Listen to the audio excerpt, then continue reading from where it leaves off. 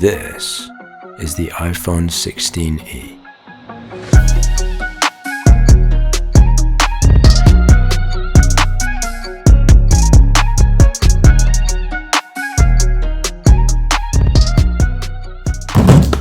Surprise, surprise, Apple have come out with yet another iPhone, but this time, this iPhone is the successor to what was previously the iPhone SE. Now, don't get me wrong, it's not a direct successor because it is a better phone and therefore is priced higher. The previous iPhone SE, for 128 gigabytes at least, was priced at £470, whereas this phone is priced at £600 or dollars as well. The only difference as well, though, in terms of pricing is the base model iPhone SE came with 64 gigabytes for £430. But the reason I didn't compare it to that is because, well, this comes at a base model of 128 gigabytes, which is how it should be. 64 gigabytes as a base model is absolutely ridiculous. To basically summarize what this phone is, it is essentially an iPhone 14 plus a few features minus a few features. And the features that they do add to this kind of future-proofs this phone. So it makes it like a future-proof iPhone 14 minus a few features, like MagSafe or ultra wideband or a second or third camera.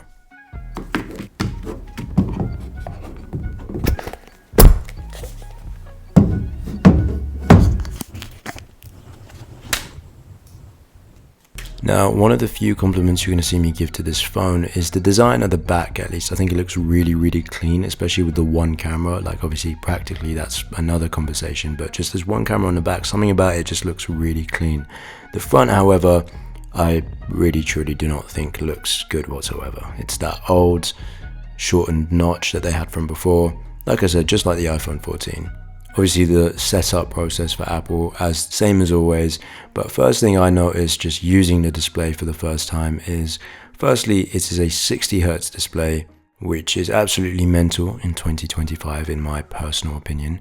And when it comes to talking about the display tech in general, just like the iPhone 14, it's a 6.1 inch AMOLED display, a little bit over 1080p, but 60 Hz, but massive, but a 1200 nit peak in brightness, which means basically it's quite a dim phone. In bright sunlight, it's not a phone that you're going to be able to see super clearly. For a little bit of context and comparison, the iPhone 16 Pro, for example, reaches a 2000 nit peak rather than 1200, or something like the S25 Ultra reaches a 2600 nit peak, and then something like the OnePlus 13 reaches a 4500 peak.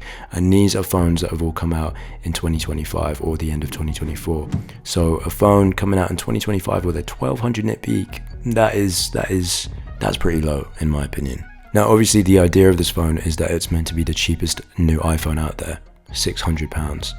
But my biggest issue with this is it doesn't offer the value for money that Apple are suggesting that it does, because you can get a lot better for that money even if you want an iPhone. Now, I did say that this is like an iPhone 14 plus or minus a few features, and the features that have been added make it more future-proof. So in terms of what has made it more future-proof, first thing is the addition of Apple's latest processor, the Apple A18, which is a 3nm chip, which is among the fastest chips out there in a phone. The only difference between this version of the A18 in this iPhone and the iPhone 16 is this one's got one less GPU core, which is a very, very small and unnoticeable for the very wide majority of users, especially anyone looking to buy this phone.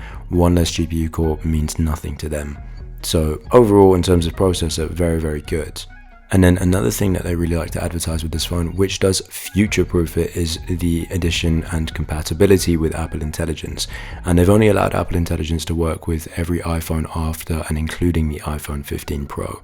So you don't get this on a previous iPhone. So it's kind of like an iPhone 14 with Apple Intelligence.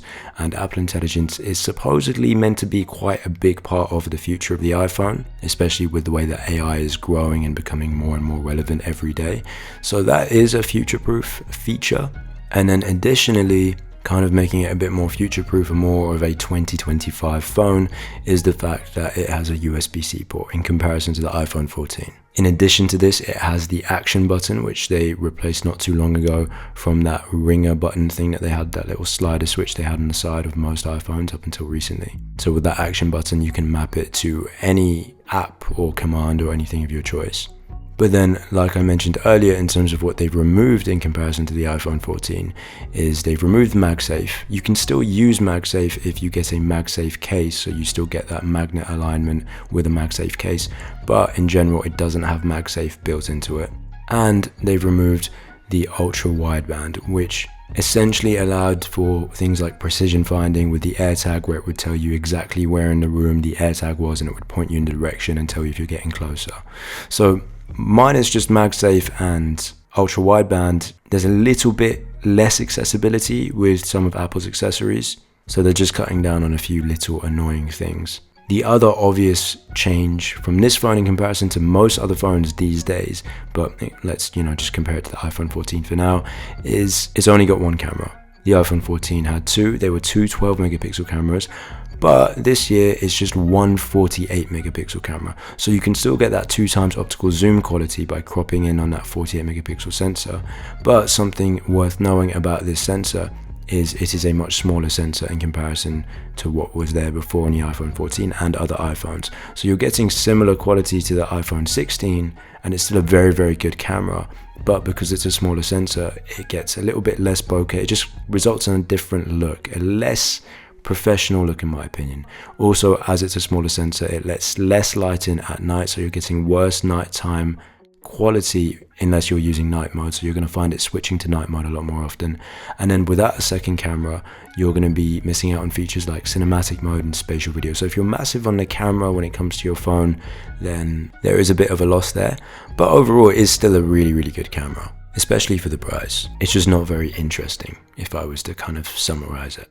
Now, outside of all that, a few other interesting things is this phone doesn't support Wi-Fi 6E or Wi-Fi 7.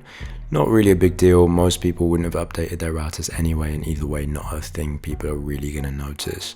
But then a positive thing is Apple have introduced a new chip into this phone that they've never had in any of their previous phones, and that is the C1 modem chip. Now basically a modem chip is a chip that allows a device to connect to cellular networks, and before they used to use modem chips made by Qualcomm, but this year for this phone they've actually made the chip themselves. It's kind of like that transition from Intel to Apple Silicon, so they've started doing their own chips, and we're looking at either similar or even potentially faster speeds, so this is definitely a good thing. Another relatively interesting thing is it's got quite a large battery for an iPhone. It's got a 4,000 mAh battery, and I think this is the biggest battery, physically speaking, that Apple have put into an iPhone of this size yet, so that's really interesting. And then also if you go on Apple's websites, you're going to see that they claim better battery life in general over the iPhone 16 and the iPhone 16 Pro. On top of it being a bigger battery, you're also probably getting better battery life due to the new processor and due to the fact that there's just not a lot of battery draining tech in here. We're dealing with things like a 60 Hz display. So all of that is going to save battery life in the long run. Also things like the fact that it's just not a very bright display. Now the bottom line of why I don't think this phone is worth it whatsoever is because I think you can get a much better iPhone for the same price, and that being a refurbished iPhone 15 Pro. The iPhone 15 Pro is essentially better than this phone in every single conceivable way, except it doesn't have the latest processor and it's a year older, so maybe it will get 1 year less of software updates late in the future. And also the battery may not be as good, since the iPhone 15 Pro is a more demanding phone on the battery and has a smaller battery. But other than that, everything that was kind of good about this phone, things like Apple Intelligence, all that future-proofing nonsense, you can get on the iPhone 15 Pro when you go and buy that refurbished for just over £600 of dollars. And that's when I'm comparing it to an iPhone. If you're not someone who's stuck on getting an iPhone, then you have a million better options when it comes to looking at Androids in terms of phones that provide the greatest and latest tech for a price that does offer value for money. But then again, I guess it also kind of looks on how you look at it, because if you look at it from the perspective of it being an update from the iPhone SE, then yeah, it's a way better phone. However, the iPhone SE was also an awful phone. But then also, this phone is £130 more than the iPhone SE. Marquez pointed out something that I thought was really, really interesting, and he pointed out the idea that this phone seems to be a stepping ladder to push people towards the iPhone 16, as it's only £200 extra to get those latest and a few better features with better accessory compatibility with the iPhone 16. So when you go onto the Apple website, you see the lineup: iPhone 16e, iPhone 16, iPhone 16 Pro. You look at the iPhone 16e as the cheapest iPhone, and then you go, you know what, I can get a relatively better phone for just £200 more. So it does kind of seem like more of a marketing thing and more of a thing done for convenience, as Apple have just kind of grabbed a bunch of old tech from their old phones, grabbed a few new things and combined the two and named this iPhone the iPhone 16e. And that's the bottom line of why I don't think you should buy this phone, because if you are considering this phone, you should instantly start considering getting an iPhone 15 Pro refurbished instead. Anyway, all of that aside, in just a general tech perspective, just looking at it from the perspective of someone who does love tech, overall, it's also a really, really bad phone for 2025 when it comes to specs. You're lacking a 120Hz display, you've got a really dim screen in comparison to what it could be. You're missing on features like a silicon carbon battery. You haven't got a multi-camera setup. You haven't got IP69 water and dust resistance. And a fair amount of this is understandable for the price, but some of it isn't.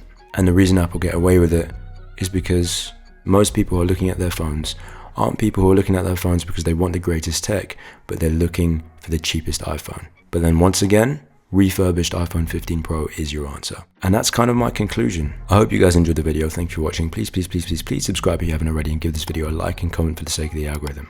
Check out my Instagram at El-Naggar for a behind the scenes perspective. And yeah, that's about it. I hope you guys enjoyed the video, and I will see you in the next one. Salam.